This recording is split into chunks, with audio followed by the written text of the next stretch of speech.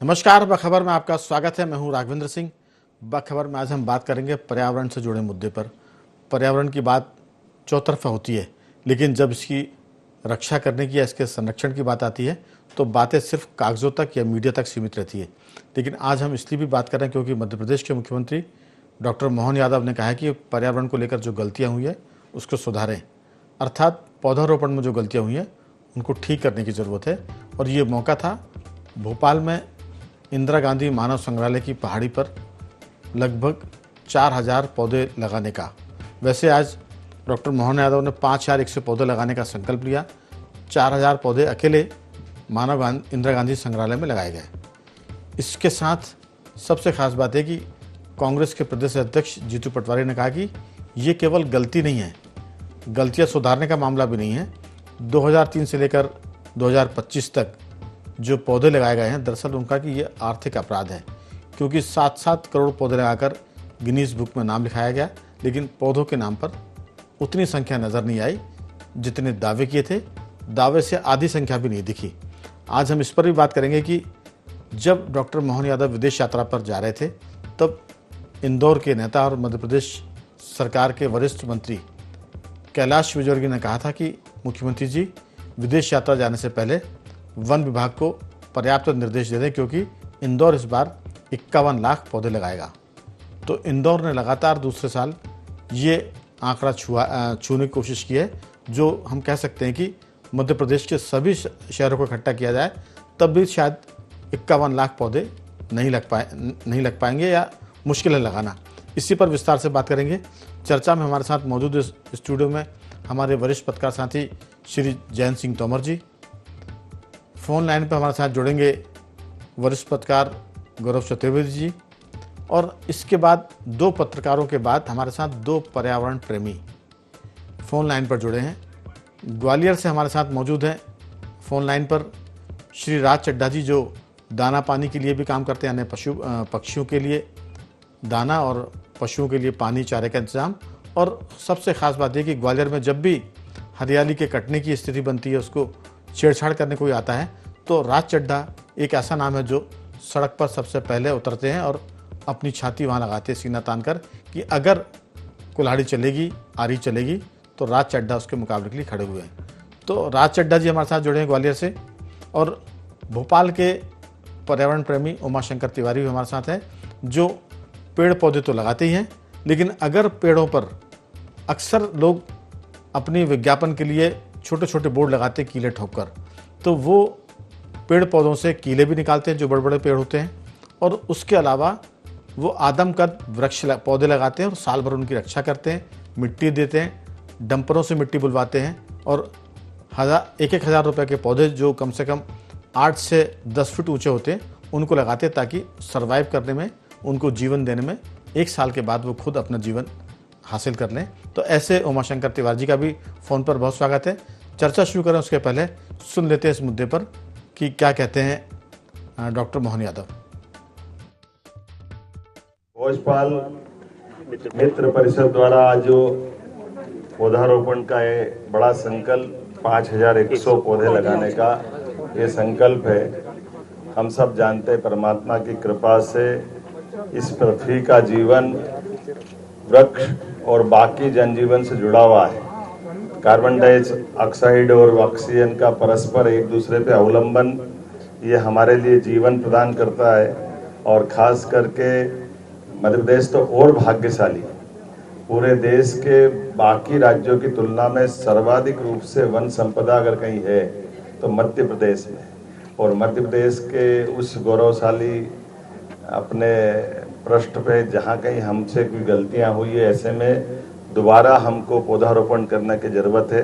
दूसरी तरफ वन संपदा में भी समृद्धि आना चाहिए, एक दूसरे से जुड़ करके ही जीवन बनता है। इसलिए हमारी सनातन संस्कृति के माध्यम से और प्रारंभ से वृक्षारोपण के साथ ऐसा संबंध है, जैसे रक्षाबंधन अगर होता है तो अपने घर आंगन में बने हुए गमले से लगा करके पेड़ पौधे तक भी बहनें राखी बांध करके अपने उस पवित्र भाव को प्रकट करते हैं।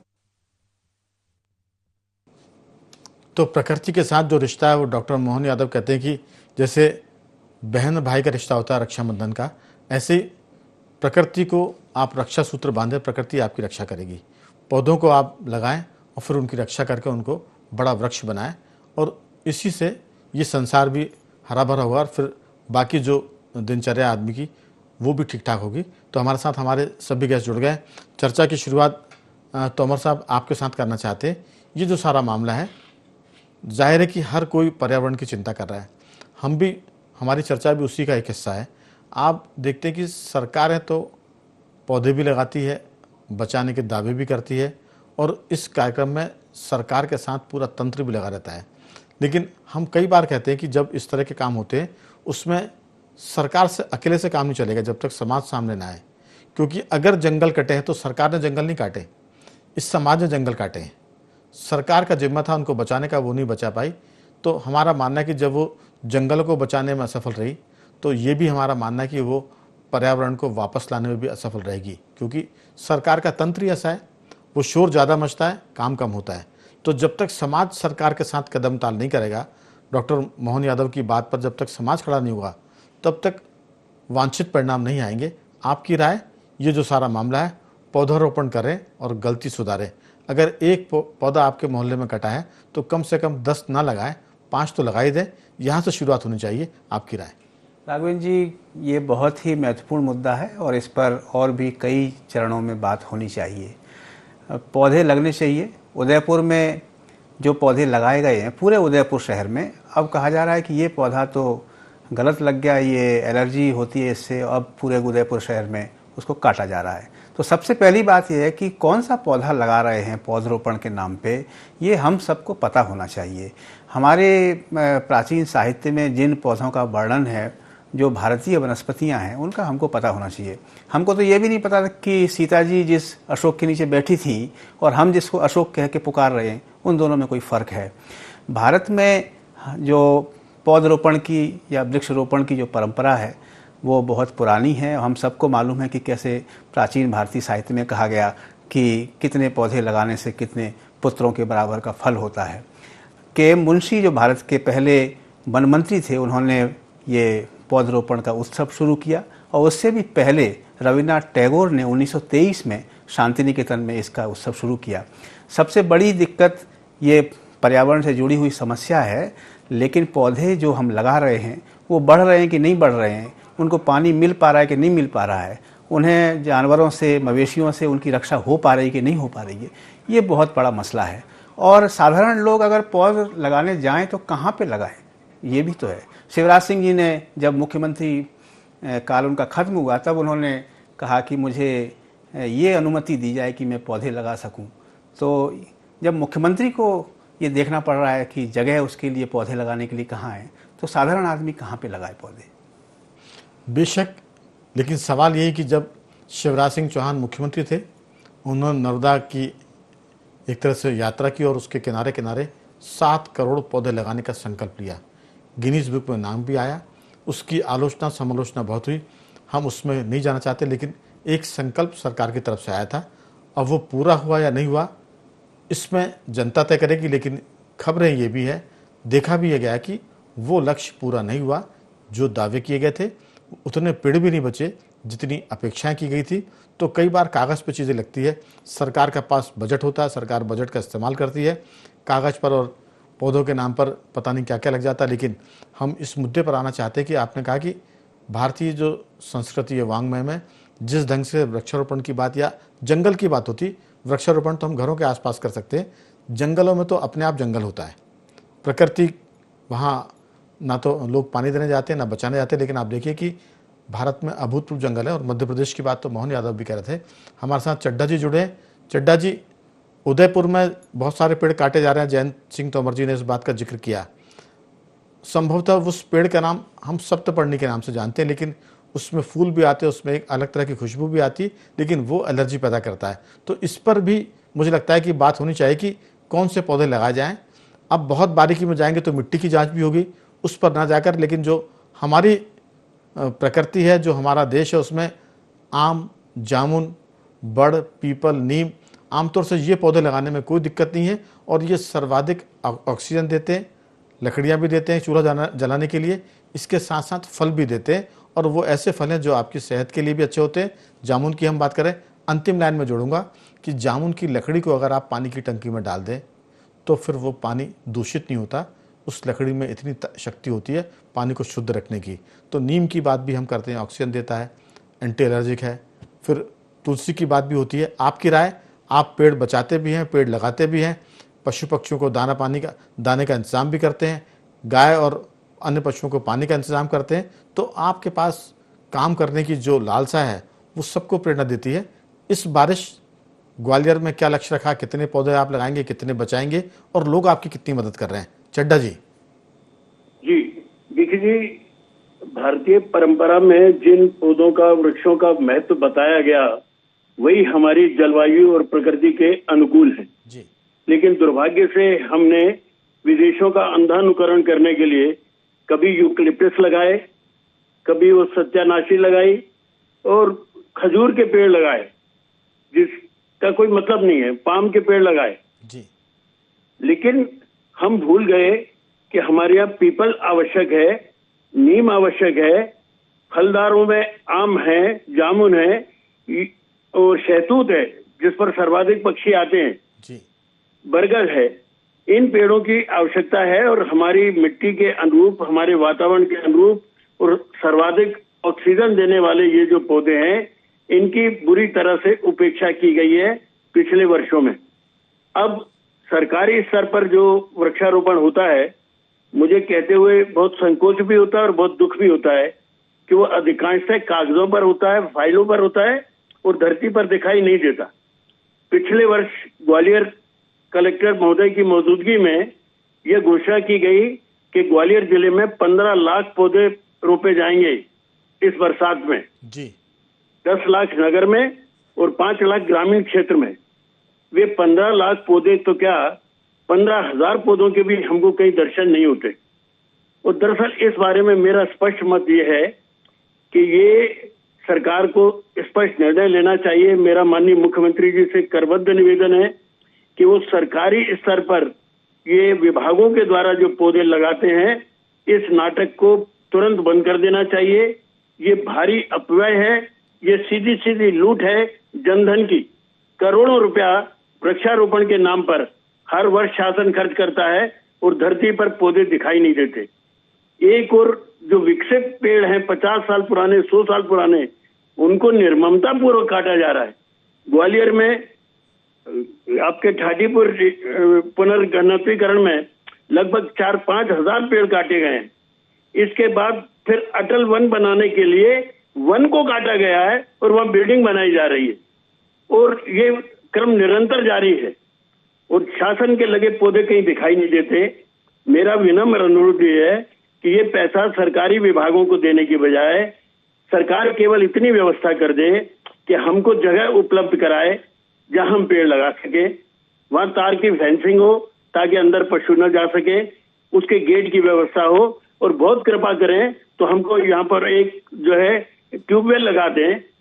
बड़ी जगह है तो 2 लगा दें, 4 लगा दें, लेकिन पानी की पर्याप्त व्यवस्था कर दें और सुरक्षा की व्यवस्था कर दें। जमीन हमको उपलब्ध करा दें और जितनी भी ऐसी संस्थाएं हैं, सामाजिक संस्थाएं जिनका लगाव है प्रकृति से, जिनका इतिहास है वृक्षारोपण का, उनको ये स्थान उपलब्ध कराया जाए और केवल बुनियादी जरूरतें जो हैं वो हमको शासन उपलब्ध कराए। हम पेड़ भी खरीद लेंगे और शासन अगर हमको पेड़ देता है तो लागत मूल्य पर वो दे दे, वो बड़ी कृपा होगी हमारे ऊपर। लेकिन कागजों में 15 लाख पेड़ लगे हैं और जमीन पर 15,000 भी नहीं है। ये चोरी, ये डकैती बंद होना चाहिए, ये मेरा अनुरोध है। असल में चड्डा साहब एक बात और है जो आपकी बात में मैं जोड़ना चाहता हूँ। इसके बाद पानी की व्यवस्था कौन करेगा? ट्यूबवेल तो लग जाएंगे, लेकिन बारिश का मौसम ठीक है, सर्दी का भी ठीक है, साल में एक मौसम गर्मी का भी आता है। अगर उस गर्मी के मौसम में पानी नहीं डलता तो फिर बाकी 10 महीने की मेहनत बेकार हो जाती, क्योंकि गर्मी में पेड़ पौधे सूख जाते हैं। अगर उसमें कोई समाज सेवी संस्थाएं, समाज के सेवक कोई ड्रिप इरिगेशन की लाइन लगा दें और हर पौधे के पास वो पाइप जाए और उसमें एक छेद कर दिया जाए, तो फिर ज़रूरी नहीं कि हर आदमी रोज़ पाइप लेकर पानी पहुँचाए।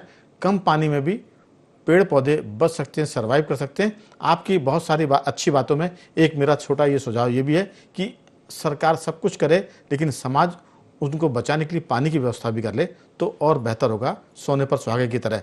हमारे साथ फोन लाइन पर जुड़े हैं हमारे साथी गौरव चतुर्वेदी जी। गौरव जी, आपका वास्ता इंदौर भोपाल सबसे है। इंदौर को इस बात का सौभाग्य प्राप्त है कि उसने पिछले बार, ये मेरा अनुमान है, पिछले साल मध्य प्रदेश के जितने भी शहर है सर्वाधिक पौधे लगाने का काम किया। इस बार भी 51 लाख पौधे लगाने की बात की जा रही है। आपकी राय, इंदौर के लोग समाज सेवा भी करते हैं और अब जब से उनको चस्का लगा है शहर को स्वच्छ बनाने का, साफ बनाने का, अब हरा भरा बनाने का भी लगता है कि उनको एक तरह से नशा हो गया है। अगर ये नशा आगे बढ़ता है तो फिर मध्य प्रदेश में इंदौर सबसे हरा भरा शहर भी माना जा सकता है। आपकी राय, इसके पीछे कौन से सकारात्मक कारण है? राघवेंद्र जी, इंदौर में जब 51 लाख पौधे पिछले साल लगे थे, उन पौधों का जब इस साल परीक्षण कराया गया तो आप जो आंकड़े थे वो आंकड़े आश्चर्य करने वाले थे कि अधिकांश पेड़ संरक्षित हैं वहां पर। और उसका एक सबसे बड़ा जो कारण रहा, वो कारण रहा कि आम जन। गौरव जी, मैं थोड़ा सा डर गया था आपकी बात सुनकर। आपने कहा कि आंकड़े जो थे इतने चौंकाने वाले थे, मुश्किल आ कि 51 लाख पौधों में शायद 2-4 लाख ही बचे होंगे। जी, वो जो आंकड़े थे, वो आंकड़े लगभग 100% पेड़ों की संरक्षण की बात कह रहे थे, कहानी बता रहे थे। और ये कहानी इसलिए सफल हुई कि जो आम जन जो इंदौर का नागरिक है, जब किसी काम पर जुटता है तो शिद्दत के साथ जुट जाता है और उसके प्रयासों के कारण ये प्रयोग सफल रहा। दूसरी बात जो मैं एक और कहना चाहता हूं कि आम जन को जब तक हरियाली महोत्सव से जोड़ा नहीं जाएगा, जोड़ने का तात्पर्य यह है कि वन विभाग बड़े बड़े कार्यक्रम करता है, पेड़ लगाता है, पेड़ों की संरक्षण के लिए उपाय भी करता है, लेकिन वही उपाय जो किए जाते हैं, जो सुरक्षा के उपकरण रहते हैं, सुरक्षा की जो जालियां रहती हैं, वो वहां के ग्रामीण, वहां के शहरी लोग उखाड़ कर ले जाते हैं, पेड़ों को बर्बाद कर देते हैं। तो आम जनता को भी इसके साथ जोड़ना पड़ेगा, तब जाकर ये प्रयोग सफल हो पाएंगे पूरे प्रदेश में। नहीं तो हर साल हर जिले में हजारों पेड़ लगते हैं और अगर आज उनकी गिनती करें तो हम पिछले 20-30 साल में लगभग 2-2.5 लाख पेड़ हो जाना चाहिए, तो वो आज जमीन पर नहीं है। अगर उसकी गिनती करेंगे तो गौरव जी फिर हमको और आपको चलने की जगह नहीं मिलेगी, इतने पौधे लगे होंगे मध्य प्रदेश की धरती पर। लेकिन जो चड्ढा जी बोल रहे हैं कि अगर आप 15,000 पौधों की बात करते हैं या 15 लाख पौधों की बात करते हैं, गलत बयानी करने वाले अफसरों पर भी मुकदमे दर्ज होने चाहिए। मेरा ये भावुकता में कहना नहीं है, लेकिन अगर सरकार के अफसर गलत बयानी करेंगे तो फिर भरोसा किस पे करेंगे? एक बात। दूसरी बात, जो आपने इंदौर की बात की और हम सब इंदौर का जिक्र कर रहे हैं, असल में लीडरशिप ईमानदार होनी चाहिए। आपको बेईमानी करने के बहुत से रास्ते हैं, लेकिन कम से कम पर्यावरण के मामले में जो आप बयान दे रहे हैं, जो दावे कर रहे हैं, उसके प्रति पॉलिटिकल लीडरशिप और सोशल लीडरशिप, इनको भी ईमानदार होना चाहिए। ऐसे ही हमारे साथ हैं उमाशंकर तिवारी जी, जो कर्मचारियों को तो नेता हैं, वहाँ भी ईमानदारी से काम करते हैं और सोशली जब वो काम करते हैं पेड़ पौधे लगाने का, तो उसमें भी उन्होंने एक मिसाल कायम की है। भोपाल का एक ऐसा इलाका जहाँ पत्थरों से वो पटा हुआ था, उसको उन्होंने हरा भरा किया है। उमाशंकर जी, आपकी राय? जी, धन्यवाद सिंह साहब। जैसा मैंने अभी सभी के सुना, निश्चित रूप से सभी की राय जो थी उससे हटके मेरी भी राय नहीं है, लेकिन मैं ये कहना चाहता हूँ कि मैं बहुत वर्षों से देख रहा हूँ, जब से राजनेता और हमारे अधिकारी एक गठजोड़ ऐसा बन गया है कि इन दोनों के कारण हमारी शहर की हरियाली नहीं बढ़ पा रही। हमारे प्रदेश का अगर हर साल का मैं आंकड़ा बता दूं पिछले 20 साल का, कि हर साल 5 करोड़ 8 करोड़ का प्रदेश का आंकड़ा रहता है, भोपाल का रहता है 8 से 10 लाख का। तो अगर इतने आंकड़ों में पौधे हमारे लग रहे थे तो फिर भोपाल का और पूरे प्रदेश की हरियाली घट क्यों रही है ना। और जैसा आज मुख्यमंत्री जी ने बोला है, मैं समझता हूँ इस बार शायद उन्होंने बोला है और ऐसा सच हो जाए तो वास्तव में बहुत अच्छा रहेगा। जो पौधे लगते हैं वो समझ लीजिए दिसंबर तक भी नहीं दिखेंगे। ये जहाँ 4,000 लगे वहाँ मेरे लगता है 400 भी ढूंढना मुश्किल हो जाएगा। और पूरे भोपाल में 5 लाख का है, और अगर हम बात करें पिछले साल की तो 12 लाख पौधे थे। और उस समय पे मैं सभी अधिकारियों को और सोशल मीडिया के माध्यम से अपील भी करता रहा हूँ, पौधे लगाने का नाटक होता है और पौधे वास्तव में सही में काटे जाते हैं। ये हमारे पूरा इतिहास बन चुका है मध्य प्रदेश का। तो दूसरा क्या है कि जो वन लगे हुए हैं, उन वन भूमि पे जमीन दी जा रही है खेती करने के लिए, और उसमें भी राजनेता शामिल हैं। इस वजह से हमारे वनों के क्षेत्र भी घट रहे हैं। जब तक हम सच्चाई और ईमानदारी के साथ पर्यावरण के लिए काम करने वाले लोग आगे नहीं आएंगे, तब तक कुछ नहीं होगा। हम लोग आज हरियाली दिवस या जो भी बनाते हैं जी। उसमें कई लोग तो मैंने ऐसे देखे जो बिना पन्नी फाड़े और पॉलीथीन उन्होंने गड्ढे में रख दी और जरा सी कुदाली मारी और पौधा लग जाए, ये संभव नहीं है। पौधे को लगाने के लिए एक उचित तरीके से गड्ढा होना चाहिए, उसके लिए प्रॉपर सुरक्षा होना चाहिए और उसकी सुरक्षा के लिए ट्री गार्ड आदि या कहीं फेंसिंग तो होना चाहिए। तो भोपाल में या मैं प्रदेश स्तर पर जब भी देखता हूँ तो मेरे को यही दिखता है कि शुरू में अभी जैसे आप देखेंगे सारे सोशल मीडिया पे, सारे अखबारों में, कलके में और लगातार आ रहा है अभी जो अक्टूबर तक चलेगा कि यहाँ पे फलानी संस्था ने, फलानी सोसाइटी ने, फलाने मोहल्ले ने इतने पेड़ लगाए। जब इतने पेड़ लग रहे हैं तो भोपाल में फिर हरा क्यों नहीं हो रहा, प्रदेश फिर हरा क्यों नहीं हो रहा? करोड़ों रुपया तो खाते ही हैं। पहले तो सरकारें जो कर रही थी, अब तो आम जनता भी पेड़ों की हत्या, भ्रूण हत्या करते हैं और पौधे को लगा के लोग जब बड़ा नहीं कर पाते तो पौधों की हत्या है, वो हरे भरे पौधों को बिल्कुल मारा जा रहा है उमाशंकर और जी, ये हम अपनी सांसों को कम कर रहे हैं सर। उमाशंकर जी, इसलिए तो हमको छाया नहीं मिल रही है और ना हमको ऑक्सीजन मिल रही है, क्योंकि हम पौधों को कागजों पर लगा रहे हैं। लेकिन ये बता दें, चूंकि बातचीत अंतिम दौर की है, उमाशंकर जी मैं लौटूंगा बहुत जल्द छोटी छोटी टिप्पणियों के लिए आपके पास। तो जयंत जी, एक तरह से हम पौधों की हत्या कर रहे हैं। हम पौधे लगाते उसको बचाते नहीं, मतलब भ्रूण हत्या। पौधों में भी प्राण होते हैं, लोग कहते हैं कि वो जड़ है, चेतन नहीं है, लेकिन हमारा मानना है कि पौधों की भी एक भाषा होती है, पर्यावरण की भाषा होती है, वो बातें करते हैं। जहाँ तक बात हुई है पौधे लगाने के नाटक की, तो नाटक तो हम करते हैं, पौधे लगाते हैं नकली मन से और कटाई करते हैं असली मन से। इसलिए पौधे लगते हैं ये तो दिखता है, लेकिन कटने में हम कोई मुरव्वत नहीं करते। हर जगह, चाहे ग्वालियर हो, भोपाल हो और भी जो दीगर शहर हैं, जो कस्बे हैं, वहाँ पौधे बहुत निर्ममता के साथ काट रहे हैं, जबकि लगाते बहुत चोरी या कमजोरी के साथ। आपकी छोटी सी टिप्पणी। राघवेंद्र जी, मुझे लगता है कि जो निरक्षर कहा जाने वाला समाज है उसने पर्यावरण की ज़्यादा रक्षा की है। राजस्थान में बिश्नोई संप्रदाय है, उसने राजस्थान में जो खिजड़ी के पेड़ हैं मारवाड़ में, वो उनके कारण बचे हुए हैं। आप पटियाली में जाइए जहाँ अमीर खुसरो का जहाँ जन्मस्थान है, वहाँ मीलों तक जामुन के पेड़ आपको मिलेंगे। तो ये समाज जो जिसे हम अनपढ़ मानते थे उसने सबसे ज़्यादा रक्षा की है। मध्य प्रदेश में वन क्षेत्र लगातार घटता चला जा रहा है और इस दिशा में जो जागरूक और पढ़ा लिखा जिसको कहा जाता है उसे पहल करने की ज़रूरत है। बिल्कुल, आदिवासियों ने भी जंगल बचा के रखे हैं, हम वहाँ पहुँचकर जंगलों को साफ करते हैं। आदिवासी, जैसा आपने कहा कि जो कम पढ़े लिखे हैं वो ज़्यादा सजग है हम लिखे पढ़ों की तुलना में। चड्डा जी, आपकी राय? निश्चित रूप से साहब, शासकीय स्तर पर जो हृदयहीनता है जी, वो बहुत कष्टप्रद है। आम नागरिक भी जिम्मेवार है इसके लिए, लेकिन शासन जब योजनाएं बना रहा है तो मुख्य लक्ष्य उनका वो पैसा खर्च करने पर है। वो ये नहीं है कि प्रकृति को बचाते हुए हम निर्माण कार्य करें। आज से 50 साल पहले, 40 साल पहले आपको याद होगा कि हमारी बसें जो है पेड़ों की छाव में से गुजरती थी जी। हमने हाईवे चौड़े कर दिए, सारे पेड़ काट दिए। क्या इस प्रकार से हाईवे का निर्माण नहीं हो सकता था कि दूसरी ओर एक सड़क हम और बना देते और बीच में ये पेड़ सुरक्षित रहते? लेकिन इस वक्त कतई कोई चिंता नहीं है। ये निर्माण के नाम पर भयंकर विध्वंस हो रहा है और भारी विनाश हो रहा है, जिसकी कीमत आने वाली हमारी पीढ़ियों को चुकाना पड़ेगी। बल्कि मैं तो ये कहूँगा कि कई दशकों से जो वृक्षारोपण हो रहा है उसमें पीपल, बड़, नीम के पौधे गायब हैं। अगर हम बात करें तो स्कूलों में, कॉलेजों में, अस्पतालों में, अदालतों में, तहसीलों में आप देखिए कि नीम, पीपल और बड़ के पेड़ अक्सर दिख जाया करते हैं। लेकिन पिछले अगर हम 30-40 साल की बात करें तब से आप देखिए कि वृक्षारोपण में ये पौधे गायब हैं। जिसका आपने जिक्र किया कि वो उसके पौधे लगाए जा रहे हैं, खजूर के या ऐसे पौधे जो अंग्रेजी पौधे हैं जिसका भारतीय संस्कृति से कोई लेना देना नहीं है, वो ज़्यादा लगाया जा रहा है। उसमें पैसा भी खर्च हो रहा है और वो किसी काम के भी नहीं है। गौरव जी, बहुत संक्षेप में छोटी सी टिप्पणी। हेलो। हाँ जी, बहुत छोटी सी टिप्पणी आपकी गौरव जी। आम जन को इस कार्यक्रम से जुड़ना पड़ेगा, वृक्षारोपण को गंभीरता के साथ लेना पड़ेगा, तभी जाकर ये गंभीरता, अगर कहीं कोई गड़बड़ी शासकीय भी दिख रही है तो उसको लेकर के एक कड़ी कार्रवाई होना चाहिए।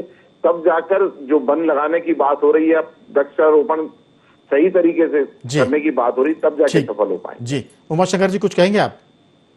देखिए, मैं यही कहना चाहूंगा, सच्चे मन से पौधारोपण करें, दिखावे के लिए ना करें। आज जैसे भोपाल और पूर्वी प्रदेश में हो रहा है, और जो राजनीति के जो पौधे हैं जो कभी बढ़ते नहीं है, इससे सच्चाई लाना पड़ेगी। क्योंकि ये सांसें हमारी, अगर डॉक्टर साहब एक दिन हमें सांस दे के जिंदा कर देते तो हम जीवन भर उनका उपकार मानते हैं। तो पौधे तो हमें जीवन भर के लिए देते हैं सांस, और जब तक हम जिन्ना इन्हीं के भरोसे हैं, इसलिए हम सबको जिस प्रकार से मोबाइल हम लाखों के खरीदते हैं या हम फटाके हजारों लाखों के चलाते हैं, तो अब हमें पेड़ों में भी पैसा खर्च करके पेड़ों को बड़े बड़े पेड़ लगाना चाहिए, उनकी सुरक्षा करना चाहिए। मैं इसमें अंतिम बात सिर्फ इतनी कहूंगा कि सरकार को इस बात की जरूरत है कि वो एक आदेश जारी करे, ये सुझाव है हमारा, कि स्कूल कॉलेज और या सड़क के किनारे जो वृक्षारोपण सरकारी स्तर पर हो रहा है उसमें बड़, नीम, पीपल, आम और जामुन के पौधों को प्राथमिकता दें, ताकि ये लगे और लोगों को एक तरह से पर्यावरण के रूप में सुविधा पैदा करें। ये भी हम कहेंगे। मैं चारों मेहमानों का धन्यवाद करूंगा। जैन जी आपका साधुवाद, गौरव जी आपका धन्यवाद, उमाशंकर जी आपका भी साधुवाद, और राज चड्डा जी आपका बहुत बहुत धन्यवाद कि आपने इस चर्चा में हिस्सा लिया। बखबर में आज सिर्फ इतना ही। बने रहिए हमारे साथ और देखते रहिए IND24।